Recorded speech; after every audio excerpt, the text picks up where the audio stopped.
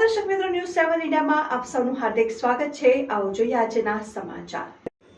મૂળીના વડોદરા ગામમાં પાણી માટે વલખા મારતી જનતા નરસિંહ જળ સરકારે બનાવવામાં આવેલી ગામડે આવેલી બનાવેલ સંપ હાલ શોભાના ગાંઠિયા સમાન સાબિત થાય છે અને કોન્ટ્રાક્ટર લાખો ખર્ચે બનાવેલો વડોદરા ગામમાં આ પાણીનો સંપ શોભાના ગાંઠિયા સમાન સાબિત થાય છે। વડોદરા ગામની જનતાને આ સરકારે પાણી પીવા માટે જે સંપ બનાવવામાં આવેલો વડોદરા ગામની પાણી નસીબમાં નથી લાગતું।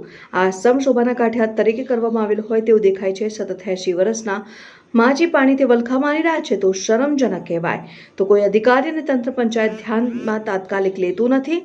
તાત્કાલિક ધોરણે પાણી માટે વારંવાર રજૂઆત ગ્રામ પંચાયતના સરપંચ અને તલાટી કમ મંત્રી કરવા છતાંય તંત્ર આજ દિન સુધી ધ્યાન આપવામાં આવેલ નથી તેમ વિપુલભાઈ સાપરાએ જણાવ્યું। Bureau chief Solanki Rajubhai, news 7 India. નમસ્કાર મિત્રો ભાઈઓ, આજે મારું નામ સાપરા વિપુલભાઈ મનુભાઈ, ગામ વડોદરા, તાલુકો મૂળી, જિલ્લો સુરેન્દ્રનગર।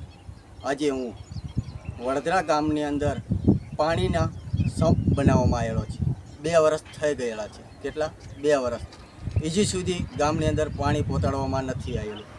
તો નમ્ર વિનંતી સરકારને કે તાત્કાલિક ધોરણે આ 2 વર્ષ થઈ ગયેલા છે, હજી સુધી આ સંપનું પાણી ગામને પહોંચાડવામાં નથી આવ્યું। ગામ પાણીથી એટલું બધું પીડાઈ રહ્યું છે